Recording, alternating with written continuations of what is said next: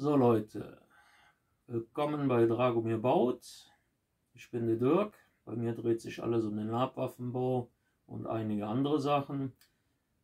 Wir fangen jetzt an mit Teil 2 vom Fackelbau. Bleibt dabei, wir sehen uns. So Leute, es geht weiter und zwar fangen wir jetzt an, das Ganze so ein bisschen schöner zu machen. Ja? Jetzt können wir hingehen. Hier oben die Teile sind ja ein bisschen lang. So haben wir das Ganze hier alles auf so ein bisschen gammelig trimmen. Gehen wir hin, schneiden so ein paar Ecken raus. Das machen wir dann rundherum überall so ein bisschen. In der Zwischenzeit könnten wir eigentlich auch schon mal einen Lötkolben anmachen. Das machen wir auch. So. Und zwar können wir mit dem Lötkolben da auch noch ein bisschen was rumficken. Aber das seht ihr dann jetzt gleich. So. Das machen wir jetzt schon mal so dabei. In der Zwischenzeit machen wir dann hier an den Dingern weiter. Wie gesagt, mal so ein bisschen einschneiden. Je nachdem, wie ihr das gerne habt. Ja, kann man halt ein bisschen variieren, damit es dann nicht so gleich überall aussieht. Wie gesagt, das Ding soll ja alles so ein bisschen gammelig wirken. Dass so das schon ein bisschen da rumgehangen hat irgendwo. Ne? Geht halt immer hin. Holt so ein bisschen ein paar Ecken raus. Zacken. Ne? Ich hoffe, dass man das so ein bisschen erkennen kann. So. Das ist jetzt aber nur so der grobe. Feinarbeiten, die machen wir dann gleich mit dem Lötkolben. Das seht ihr ja dann. So.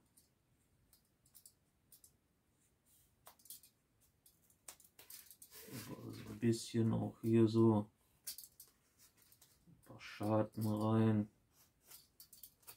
Und das ist halt so jetzt ein bisschen die Gestaltung, weil ich diesem Video dann zeige.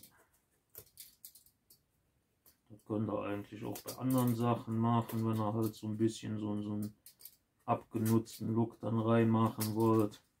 So, zum Beispiel bei Ork-Waffen oder generell bei irgendwelchen Sachen, die halt ein bisschen gebrauchter aussehen sollen. Waffen sind ja nicht immer neu, kann sich ja meistens auch nicht jeder leisten. Also ich meine jetzt der Lab-Charakter, ist nicht der Spieler. Ja. Und dann ist das alles schon ganz ordentlich dann nachher. Immer so ein bisschen überall, so nicht immer gleichmäßig, bei manchen Sachen auch dann schon mal zwei oder auf der anderen Seite oder halt was größer, was tiefer, was länger. Da könnt ihr machen, so wie ihr wollt, das ist ja jedem selbst überlassen. Manche wollen es halt, dass das aussieht wie gerade neu, ne? Nur weil der Fackelhalter bietet sich das halt an, das Ganze so ein bisschen abgegammelter machen.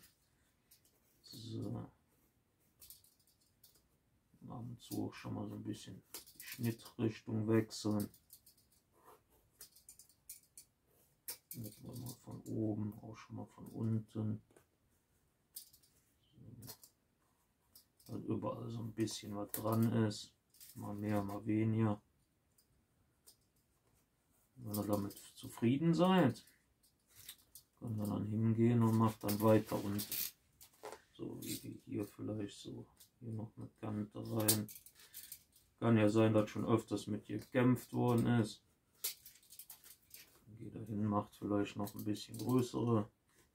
Dann immer so 45 Grad Winkel, da ihr das dann quasi so rausziehen könnt. Wenn es nicht direkt von selber sich löst. So, mal gucken. Ich hoffe, dass man das alles so halbwegs erkennen kann. Ja. Wie gesagt, immer so ein bisschen mal variieren. Ein bisschen von da, ein bisschen von hier. So. Das sieht schon mal ganz gut aus. Den Rest machen wir dann nachher noch mit dem Lötkolben. Hier auch noch ein bisschen. Kann auch ruhig ein bisschen tiefer schon mal reingehen. Ja, jetzt sind wir so quasi so Schlagkanten, wo das schon mal so ein bisschen was mehr abkriegt. Könnt ihr quasi überall auf dem ganzen Ding machen. Das liegt halt an euch. Aber halt viel Schaden oder was auch immer reinmachen wollt oder halt auch nicht. Wie gesagt, immer so ein bisschen variieren, mal ein bisschen größer, tiefer, länger, breiter. So. Dann sieht das Ganze nämlich nachher ganz gut aus. Wie gesagt, ab und zu schon mal die Richtung wechseln.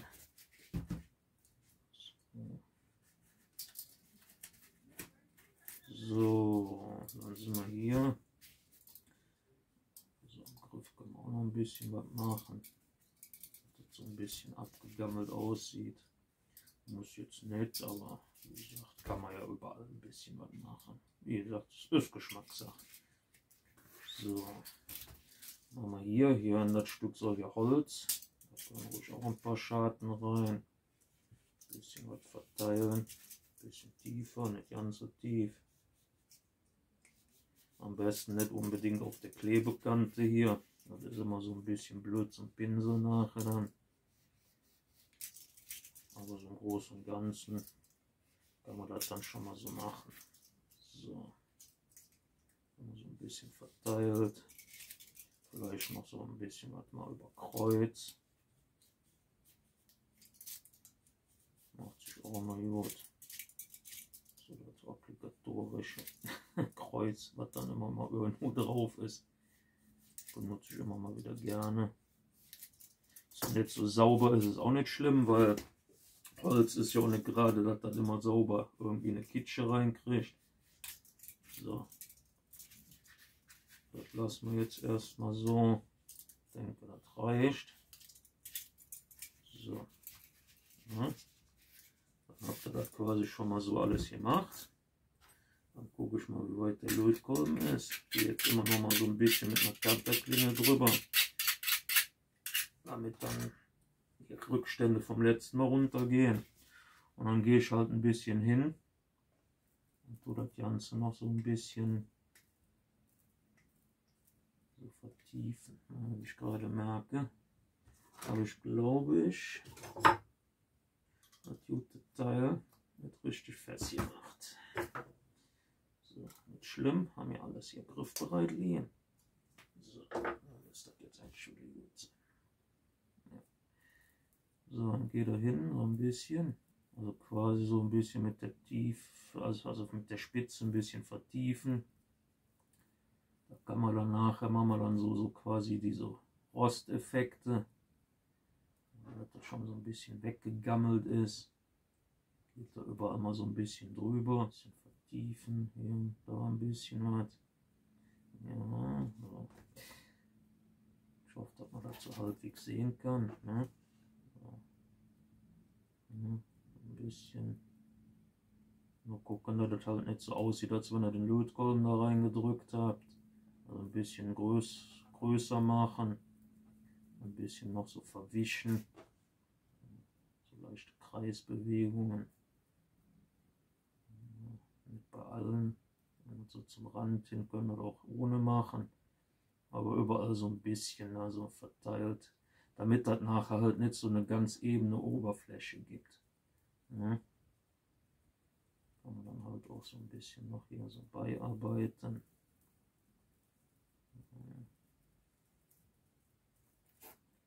So. Sieht eigentlich schon ganz gut aus. Gefällt mir, das machen wir weiter so. Da können wir dann quasi auch den Lötkolben schon mal so ein bisschen länger drauf halten auf der Stelle. Also wie ihr seht, müsst ihr jetzt nicht ganz so schnell, weil ihr ja auch ein bisschen tiefer kommen wollt mit dem Ganzen. Aber halt nicht zu tief, also 1 mm, vielleicht 2. Das Ganze dann so ein bisschen überall so ein bisschen variiert wieder, genau wie beim Schneiden, ein bisschen höher, tiefer, breiter. Das ist fast wie beim Autotuning. So. Ja. Also ich hoffe, dass man das vernünftig hier sehen kann. Das sieht schon mal ganz gut aus. Kann man so lassen. Alles dann quasi macht er das dann rundherum, so wie das euch gefällt. Ja, ich glaube, ich werde jetzt gleich noch schnell ein bisschen die Kanten brechen hier. Also jetzt nicht an den Dingern, Also da habe ich bisher komischerweise noch nie gehabt, dass da irgendwas gerissen ist. Das scheint anscheinend gut zu halten. Aber generell würde ich immer empfehlen, die Kanten was zu brechen. Ja. So, so sieht das Ganze dann schon mal so ein bisschen aus. Ich hoffe, das kann man gut sehen. Dann können wir hier auch noch so ein bisschen was machen.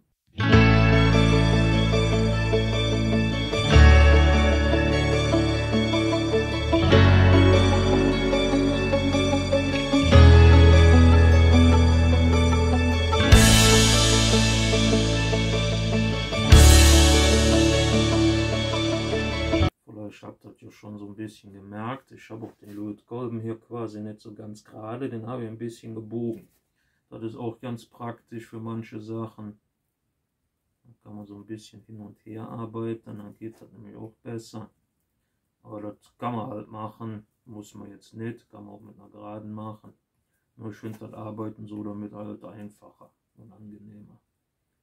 So. Na, hier machen wir ein paar Verzierungen rein. Da. Oder hier, da machen wir ein paar Verzierungen rein. Das habe ich jetzt gerade so beschlossen. Und wir werden hier noch ein paar Nieten drauf machen. Ich zeige euch mal, wie das geht, ohne den Lötkolben, wenn man dann so normale Nieten machen will. Na? Das zeige ich euch dann gleich. Somit sind wir damit erstmal mit dem jetzt durch. Und dann sehen wir uns dann gleich wieder. So Leute, geht weiter. Und zwar wollen wir ja jetzt noch so ein paar Nieten drauf machen. Dann nimmt ihr einfach irgendwo ein Reststück, weil ihr noch rumliegen habt. Hängt jetzt von ab, wie dick ihr die Nieten haben wollt. Und dann nehmt ihr so ein ganz normales Locheisen. Das könnt ihr irgendwo im Baumarkt kaufen. Na? Da könnt ihr auch Ledersachen mit ausstechen, aber mit sowas geht das halt. Wir gucken jetzt mal, mit welcher Nietengröße größer aussieht. So, machen wir erstmal stechen eins in der Größe aus. Und dann noch eins was kleiner. Gibt es auch relativ günstig ganze Sätze von zu kaufen. Müsst ihr halt mal gucken. Ab und zu sind die Dinger auch im Angebot. Ich glaube, die ist ein bisschen zu klein. Ich glaube, wir nehmen die hier. Seht ihr, dann habt ihr dann quasi, ne, die Sachen dann da raus. Dann könnt ihr noch hingehen, das Ganze so ein bisschen abrunden, wenn ihr das wollt. Das ist aber eine ziemliche Fisselsarbeit. Muss man nicht unbedingt machen, aber kann man halt. Ne? Jetzt nur so, damit ihr da mal seht, wie man sowas dann machen kann. Also wenn ihr euch so richtig viel Arbeit machen wollt, macht ihr dann erstmal noch ein bisschen die Kanten brechen, dass das so ein bisschen abgerundet ist. So, wir haben uns ja jetzt für eine Größe entschieden. Machen wir mal ein paar Stück von. Und dann schauen wir mal. Ne? Mal schauen, was dabei rauskommt. So alle paar immer so ein bisschen die rausdrücken. Auf Seite legen. 4 haben wir schon mal. Ja. Geht auch relativ schnell. Da solltet aufpassen, dass ihr nicht zu viel macht. Das könnte eventuell Blasen in die Finger geben. Da habe ich vor kurzem eine Waffe gebaut. Naja, wollen wir mal nicht drüber reden. Auf jeden Fall hatte ich jedes Wochenende eine Blase mehr. Trotz Handschuhtragen. Aber das ist halt immer zu viel gemacht. So. Gibt es vielleicht auch noch einfache Möglichkeiten. So, jetzt haben wir hier mal ein paar. Dann zeige ich euch mal, wie das geht. Im Endeffekt klebt ihr die eigentlich nur drauf. Sucht euch irgendwo einen Punkt. Gehen wir mit der Heißklebepistole hin. Bisschen drauf. Andrücken. Bei den kleinen Sachen mache ich lieber immer erstmal auf dem Teil selber. Und immer so einen kleinen runden Kreis machen, der ungefähr so groß ist wie das Ding, was ihr dann drauf machen wollt.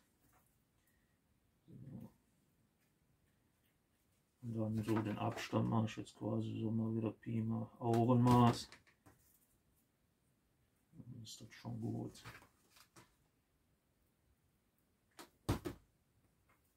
So. Schon sieht das Ganze nämlich viel schicker aus. Ein paar Nieten oder so drauf. Das kann optisch schon mal wahre Wunder wirken. Nur nicht zu viel. Und an ein paar Stellen macht das ja Sinn. Ja, also so sieht das dann quasi aus. Mit dem ganzen Gefissel hier vom Heißkleber, das ist auch nicht schlimm. Das machen wir nachher, wenn wir mit dem Heißluftföhn drüber gehen, dann ist das weg. So, jetzt ist die Frage, was soll man hier auch noch? Also ich wollte ja eigentlich, hier so ein paar Verzierungen noch drauf machen.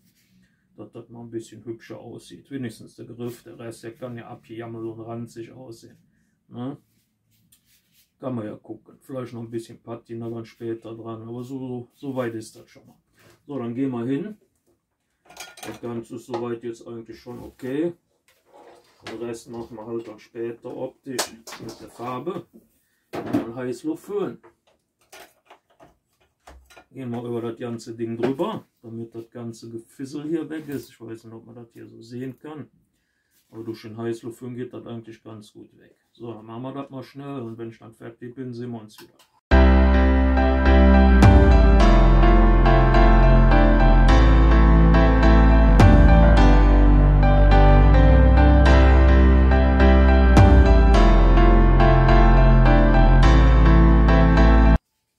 So, das waren eigentlich schon. Jetzt ist das Ganze soweit geglättet. Wir könnten jetzt am Griffer noch ein bisschen Bleiband rein tun, damit das Ganze ein bisschen schwerer wird. Ja. Das nicht. Ganz ein bisschen. Ja, machen wir auch noch ein bisschen Bleiband rein. So, da gehe ich hin. Mache das Ganze noch so ein bisschen. Ich nehme jetzt einfach so ein bisschen den Schleifstein hier als Hilfe. Mit so weit kann man nämlich quasi am Rand dann vernünftiges Maß machen. So. Dann machen wir nämlich auch noch Bleiband rein. Weil man soll ja auch ein schönes Gewicht kriegen. Soll ja auch als Waffe benutzt werden können. Und nicht nur zur Optik. So. Ja.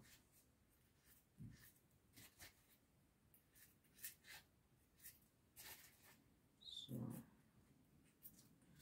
Passt ungefähr. Dann gehe ich hin. Gehe mit dem Cutter. Ja. Damit gerade schon wieder mal stumpf ist. Ja. Cutter dann quasi einmal hier so rund, aber nicht zu tief, nur so ein paar Millimeter. Das machen wir dann auf beiden Seiten, wo die Linie ist. So. Wie gesagt, nur so ein bisschen. 2, 3, 4 Millimeter, also wirklich nicht tief. Dann nehmen wir den anderen Cutter, der ist was schärfer.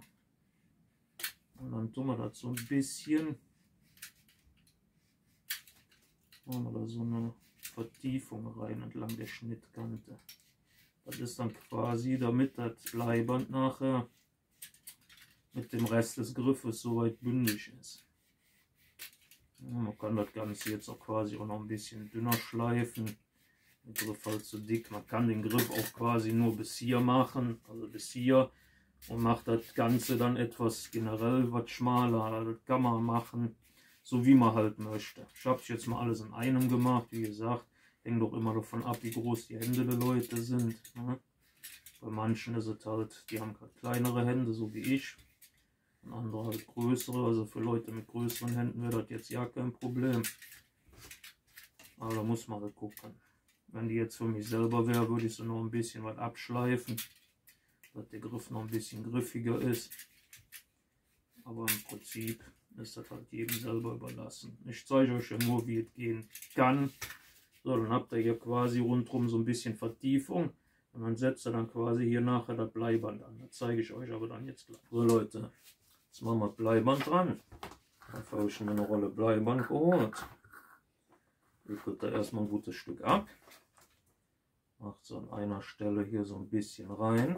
Nicht zu viel. Guckt, dass ihr dann den Anfang vom Bleiband findet. Packt das Ganze hier so ein bisschen ran. Vorsicht mit dem Finger. War noch nicht so heiß. Also von daher kein Problem. Und dann geht er quasi einmal ganz durch die Rille rum. Damit ihr was habt, dass das hält. Und dann macht er das quasi auf der ganzen Länge und zieht halt ein bisschen fester, damit das quasi eben wird. Immer so ein paar Zentimeter heiß machen, beziehungsweise mit der Heißklebepistole.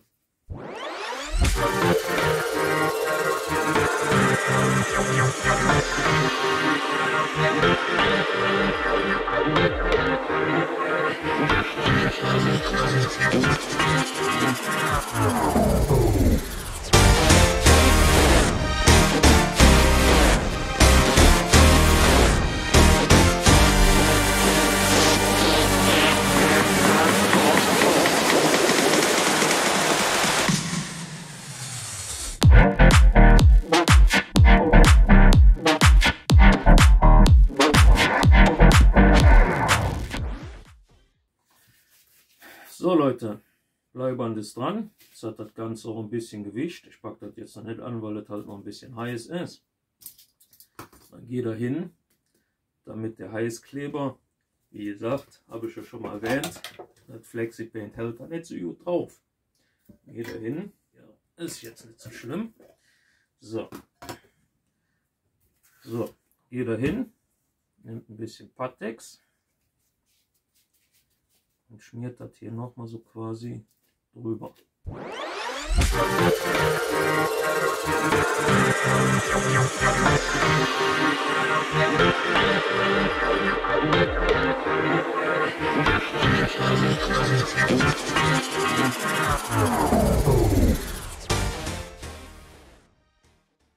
Das ist dann quasi hier in der Mitte, machen wir dann das Leder oder was auch immer oder Kordel dran zum Aufhängen. Das ist dann hier gut und dann können wir dann so bis hier und hier können wir pinseln.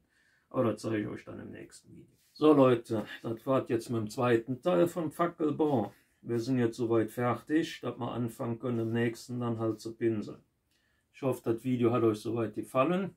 Wir sehen uns dann im dritten Teil. Über ein Abo würde ich mich freuen. Kommentare für Verbesserungen oder was ihr gern sehen würdet, hätte ich auch gerne.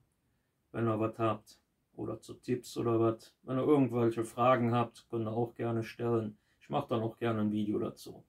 Wir sehen uns dann im dritten Teil. Wir sehen uns.